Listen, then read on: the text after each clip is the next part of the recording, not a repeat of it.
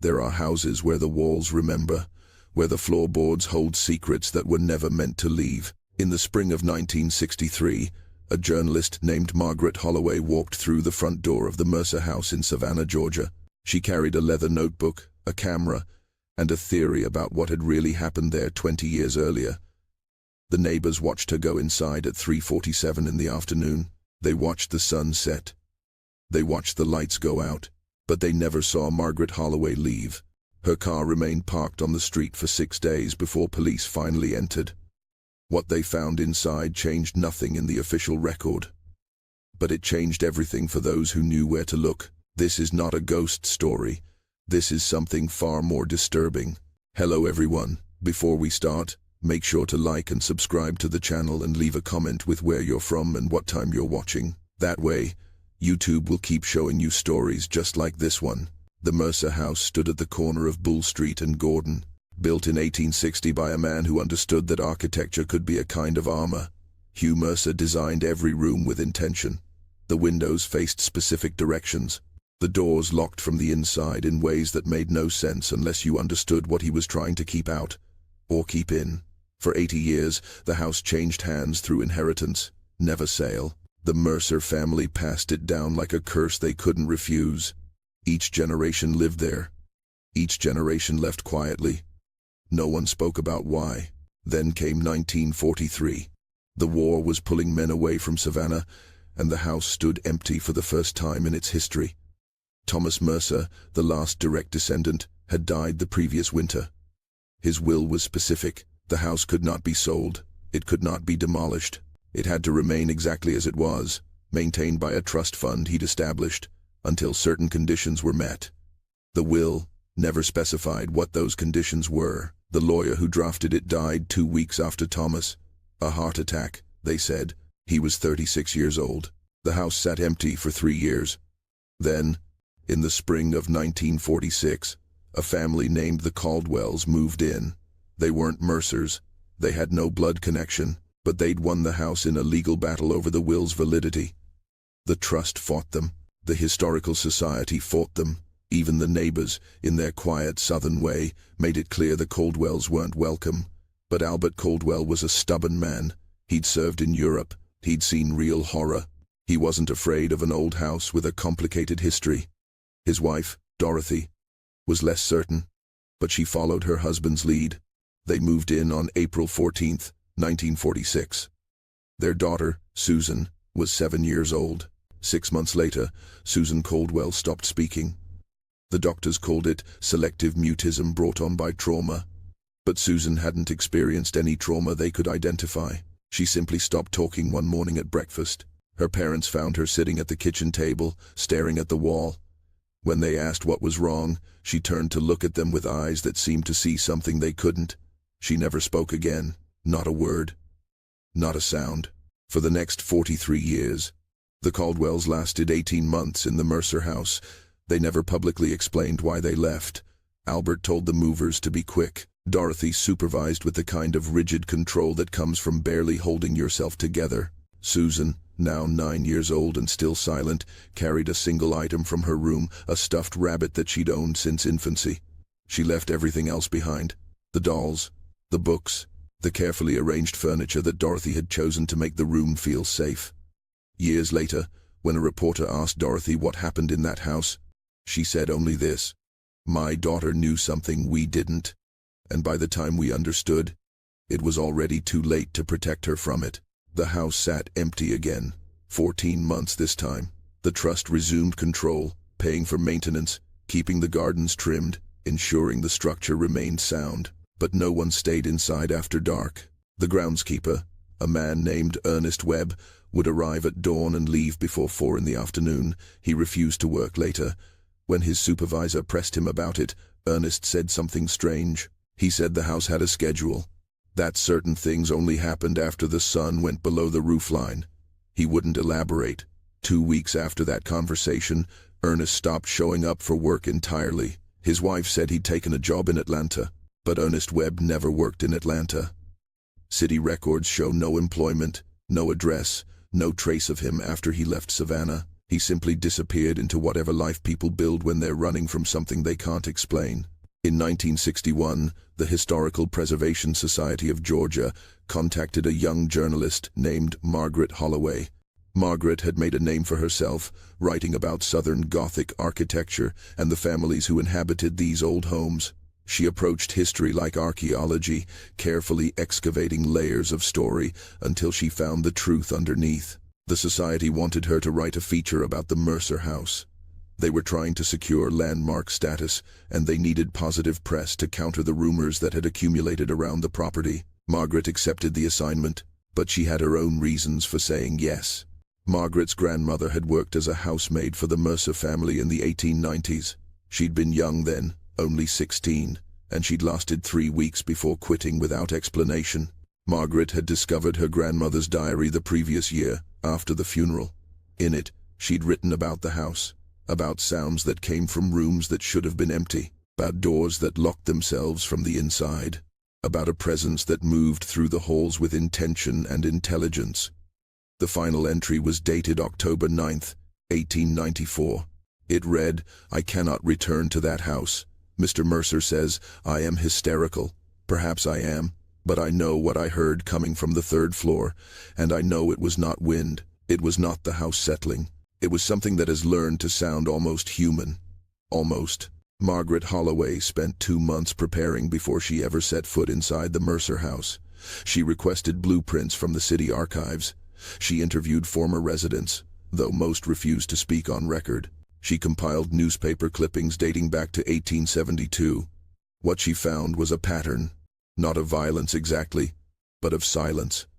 Families moved in, families moved out, and in between, nothing.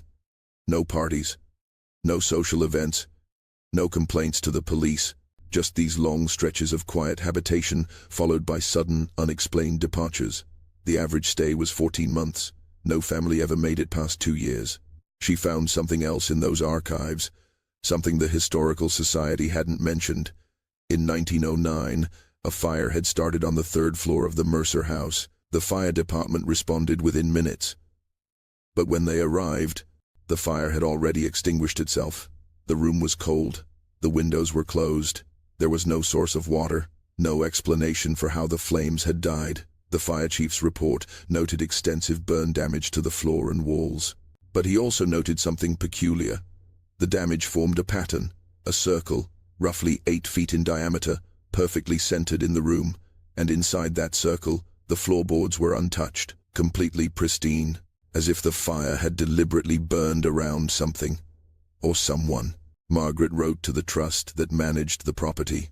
She requested permission to spend 24 hours inside the house, alone, documenting its architecture and history. She framed it as essential research for the article. The trust denied her request. Too dangerous, they said. The house had been unoccupied for too long. There were concerns about structural integrity. Margaret wrote back. She had experience with old buildings. She understood the risks. She would sign any waiver they required. The trust denied her again. This time, they didn't offer a reason. So Margaret did what any good journalist would do. She found another way in. Through public records, she discovered that Ernest Webb, the groundskeeper who disappeared, had kept a key. His wife still lived in Savannah. Margaret visited her in early March of 1963. Mrs. Webb was hesitant at first, but Margaret showed her the diary. Her grandmother's words from 69 years earlier. Mrs. Webb read it slowly. When she finished, she looked up at Margaret with something like recognition. She said, "Ernest had dreams about that house for months after he stopped working there. He'd wake up talking about the 3rd floor, about something he'd seen through the window one afternoon. He never told me what it was, but after those dreams started, he couldn't stay in Savannah anymore. He said the house knew where we lived." Then she went to a kitchen drawer and retrieved a brass key. She placed it in Margaret's hand and closed her fingers around it. "If you're going in there," she said, "go during the day, and don't stay past sunset. Whatever you're looking for, it's not worth being there after dark."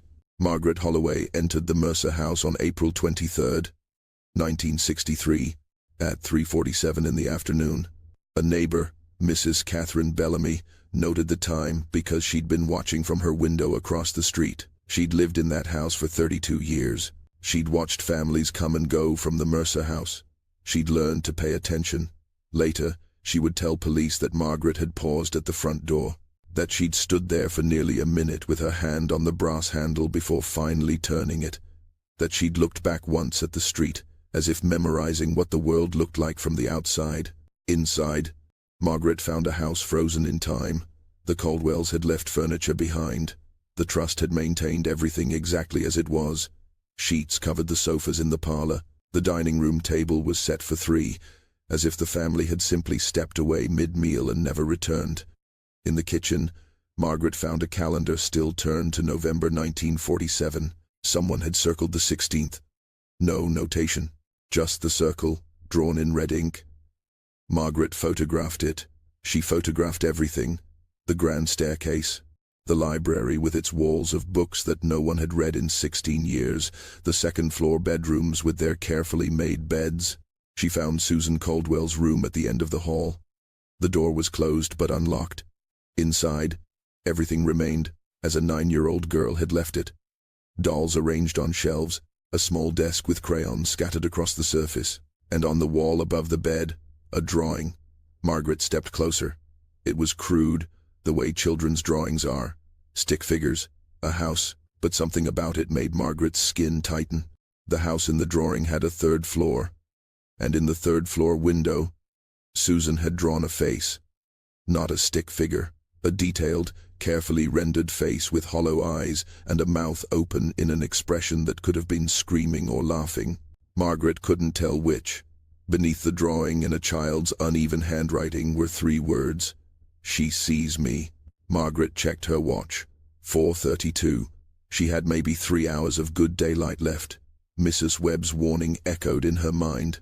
Don't stay past sunset. But Margaret hadn't come this far to leave without seeing the 3rd floor. She'd read about the fire, about the circle of undamaged floorboards, about the window Ernest Webb had looked through.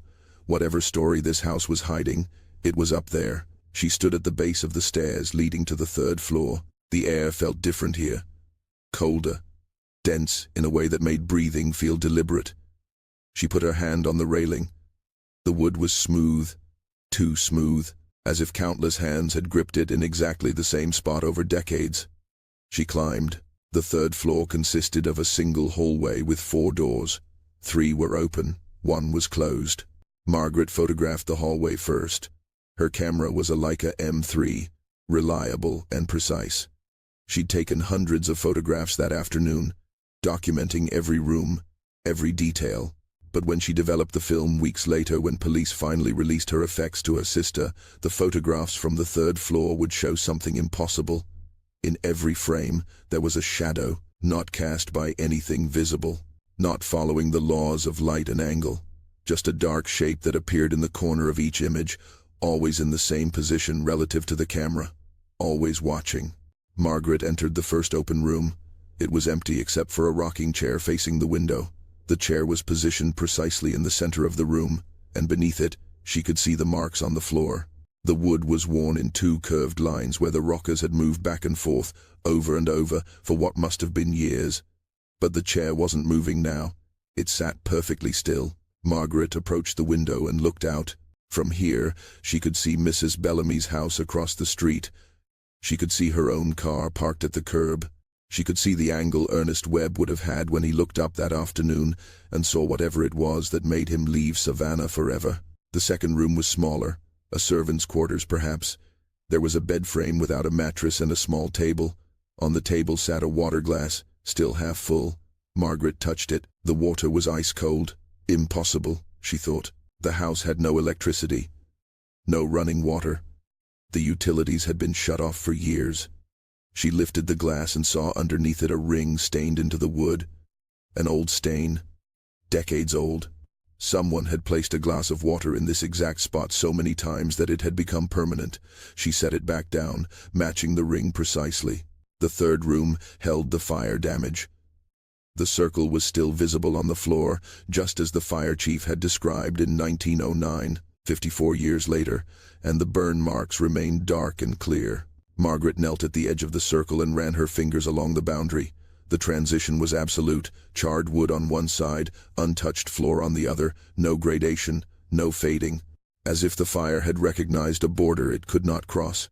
She took out her notebook and began to sketch the pattern. And that's when she noticed the scratches, deep gouges in the untouched floorboards inside the circle. They formed words. She had to lie flat on the floor to read them in the fading light. It was not a fire. It was a door. If you're still watching, you're already braver than most. Tell us in the comments, what would you have done if this was your bloodline? Margaret Holloway checked her watch. 5:51. The sun was low. She could feel the light changing, becoming angular and thin. She had perhaps 20 minutes before sunset. The closed door waited at the end of the hall. She'd saved it for last, though she couldn't explain why. Some instinct told her that once she opened that door, something would change. The house would know she'd seen everything, and houses like this, houses that remember, they don't forget who opens their doors. She stood outside the room for a long time, long enough that the light shifted perceptibly, long enough that the shadows in the hallway deepened and spread. Her hand was on the doorknob when she heard it, a sound from downstairs, soft, rhythmic, the creak of wood under pressure, back and forth, the rocking chair, the one she'd seen in the first room, the one that had been perfectly still. It was moving now. She could hear it clearly in the silence of the house. And then, underneath that sound, something else. Breathing. Slow and deliberate.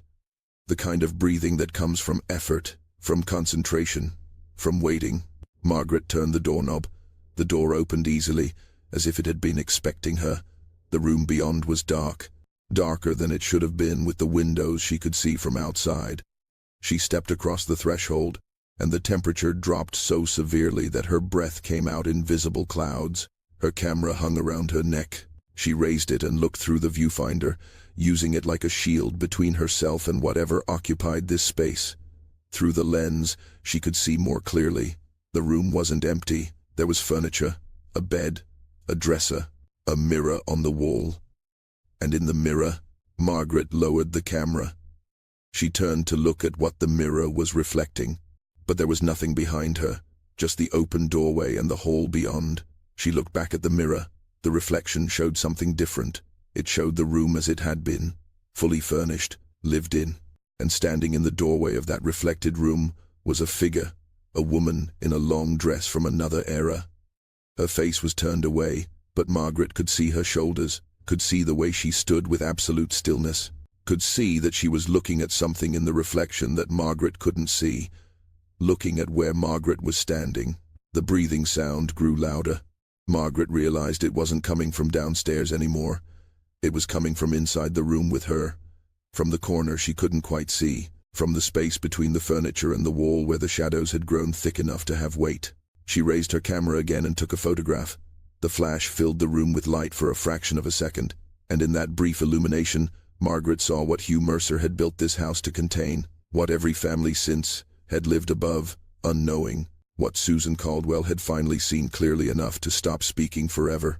The flash faded, the darkness returned, and Margaret Holloway understood that some doors, once opened, cannot be closed again. When police entered the Mercer House 6 days later, they found Margaret Holloway's car still parked on the street. The key Ernest Webb's wife had given her was still in the front door lock, turned but not removed.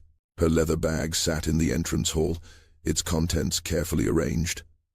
Her notebook was open to the last page she'd written. The entry was dated April 23rd, 1963, and timed at 6:04 in the evening, just after sunset. It read, "I understand now why the families leave, why Susan stopped speaking, why my grandmother ran. It's not that the house is haunted, it's that the house is a container, and what it contains has been here since before Hugh Mercer laid the first stone. He didn't build a home, he built a prison. And the third floor isn't the top of the house, it's the lid."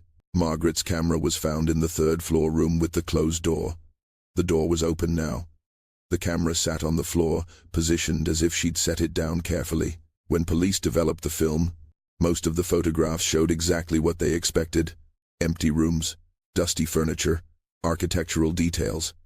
But the final photograph, the one taken with the flash in that last room, showed only darkness, Not the darkness of underexposure or a malfunction, a darkness that seemed to exist in front of the lens rather than behind it, as if the camera had photographed something that absorbed light rather than reflected it. The police photographer who processed the film quit his job 3 days later. He wouldn't say why, but those who saw him afterward said he developed a habit of leaving lights on in every room of his house, even during the day, especially during the day.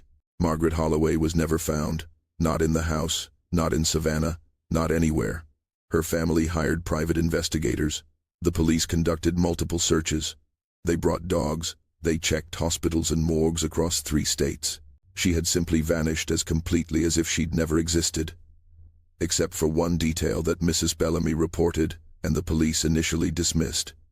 She said that on the evening of April 23rd, at approximately 6:17, she'd seen movement in the 3rd-floor window of the Mercer House, a figure standing there, looking out.